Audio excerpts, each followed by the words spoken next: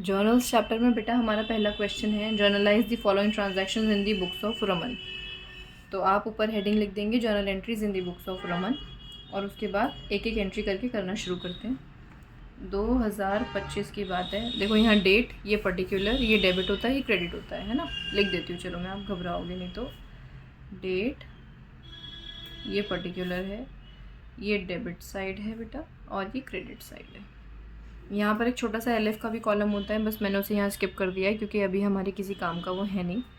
यहाँ पर आप एक बॉक्स बना लेना, है ना, फॉर्मेट तो आपको पता ही है। चलो, 1 अप्रैल की पहली ट्रांजैक्शन हमसे कह रहे हैं business started with cash. 1 lakh रुपए से बिजनेस की शुरुआत हुई है। मैं यहाँ पे रूल लिख देती हूँ, एसेट्स और एक्सपेंसेस जब भी इंक्रीज़ होते हैं तो डेबिट, जब भी डिक्रीज़ होते हैं तो क्रेडिट। ऐसे ही लाइबिलिटीज़, इनकम एंड कैपिटल जब भी इंक्रीज़ होती है तो क्रेडिट, और जब भी डिक्रीज़ होती है तो डेबिट। ठीक है जी। इसी फॉर्मूले पर, इसी रूल पर हम लोग अपनी एंट्रीज़ को करते हैं। सबसे पहली एंट्री है बिज़नेस स्टार्ट हुआ है विद कैश, यानी हमारे पास कैश इंक्रीज़ हुआ। कैश इंक्रीज़ होने का मतलब डेबिट हो जाना। तो हम क्या लिखेंगे यहाँ पर, कैश अकाउंट डेबिट। और कैश इंक्रीज़ होने के साथ साथ दूसरा इफेक्ट क्या होता है, कैपिटल इंक्रीज़ होना। कैपिटल इंक्रीज़ होने का मतलब क्रेडिट, और क्रेडिट को लिखते हैं कैसे हैं, थोड़ा सा स्पेस छोड़ के, टू, यहाँ लिखते हैं हम कैपिटल अकाउंट। और अमाउंट जितना जितना गिवन है, डेबिट वाले में डेबिट का, क्रेडिट वाले में क्रेडिट का। ठीक है।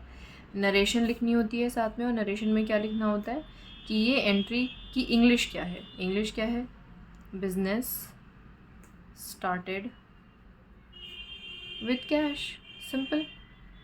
अगर ये एंट्री लिखने में आपको, ये नरेशन लिखने में आपको कोई भी समस्या आती है तो आप सिंपली जो क्वेश्चन लिखा होता है ना, वो उसकी इंग्लिश भी यहाँ पे लिख सकते हो, कोई प्रॉब्लम नहीं है इस बात से। कोशिश करना लेकिन शॉर्ट में करके लिख दो।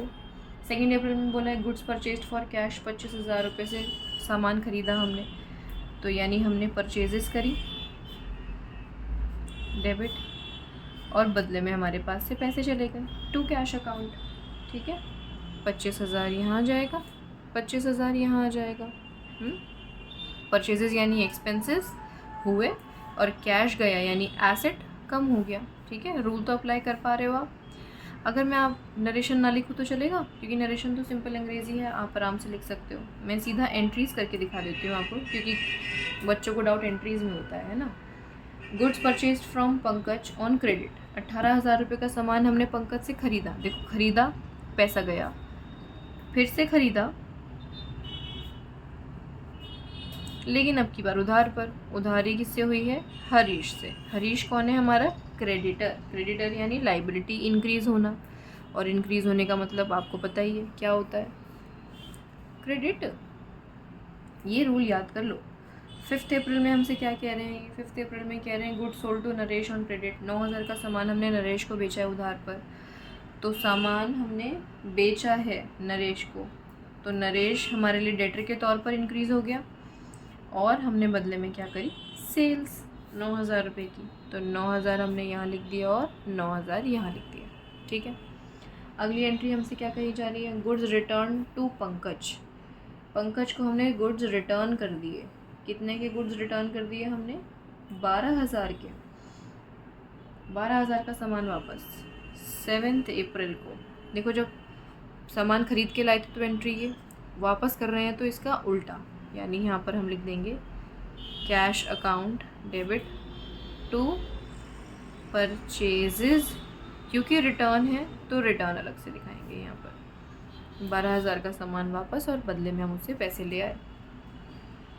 आगे लिखा हुआ है 9 अप्रैल। 9 अप्रैल में हमसे क्या कह रहे हैं, गुड्स रिटर्न बाय नरेश। अब नरेश ने हमें सामान वापस किया, तो जब सेल किया था तो एंट्री ये थी, रिटर्न करेंगे तो आप समझदार हो, इसका उल्टा, सेल्स रिटर्न, ये एन है, डेबिट टू नरेश। कितने का सामान नरेश ने वापस किया है हमें, 1400 का, तो ये लिख दिया हमने 1400। आगे है 10 अप्रैल, कैश पेड टू अजय, 6,000 रुपये अजय से, अजय को पेमेंट करी है हमने, तो हमारे पास से कैश गया, एसेट कम होती है तो क्रेडिट करते हैं। किसके पास गया, अजय के पास गया, तो अजय के अकाउंट को हमने कर दिया डेबिट। अकाउंट, देखो नाम के साथ अकाउंट हम लिख भी सकते हैं, नहीं लिख सकते, ऑप्शनल है, लेकिन अब रूल चल रहा है कि ना लिखना है तो फिर नहीं लिखते। हालांकि पहले ऐसा नहीं था, कोई बात नहीं, लेकिन यहाँ लिख देते हैं हम, ठीक है। आगे लिखा है कमीशन रिसीव हुआ है, 12 अप्रैल को कमीशन रिसीव्ड, यानी पैसा आया है, कैश अकाउंट डेबिट। क्यों आया है? क्योंकि हमारी इनकम हुई है कमीशन नाम की, टू कमीशन अकाउंट। कितना पैसा? 2700 रुपये मैम, ये लिख दिया हमने 2700। इसके बाद आगे क्या कह रहे हैं हमसे?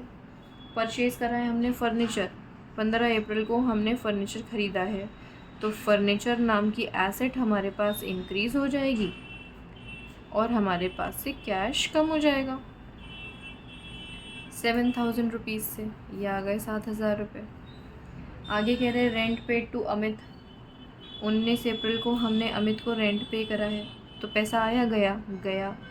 किसके पास गया? अमित के पास। क्यों गया? रेंट की वजह से गया, तो rent account to cash account, ठीक है। 5000 5000, ओके जी। आगे लिखा है sold goods to Sumit for cash, 19 अप्रैल को, अच्छा मैम ये 16 की बात थी, ठीक है। 19 अप्रैल को हमने सामान बेचा सुमित को फॉर कैश, यानी जब सामान बेचा तो सेल्स करी, फॉर कैश का मतलब बदले में पैसे ले लिए उससे, तो यानी आपके पास 6000 रुपये आए, क्योंकि हमारी इनकम थी सेल्स नाम की। ये 19 तारीख की बात हो गई। 24 अप्रैल की बात क्या चल रही है अब?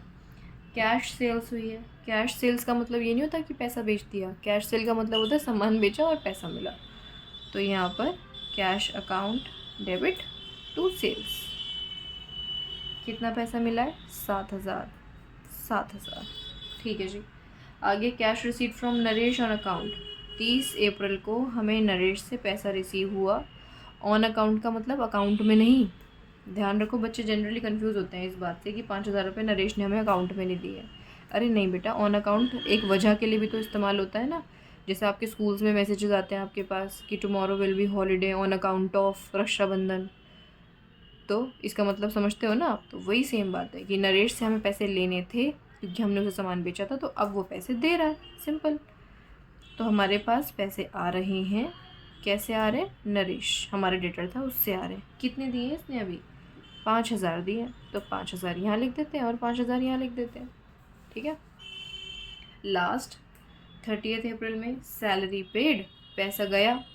क्यों गया? क्योंकि खर्चा हुआ था सैलरी के नाम का, तो salaries account debited to cash account, ये लिख दिया हमने 10,000, ये लिख दिया हमने 10,000। लो जी, हो गई एंट्रीज फिनिश।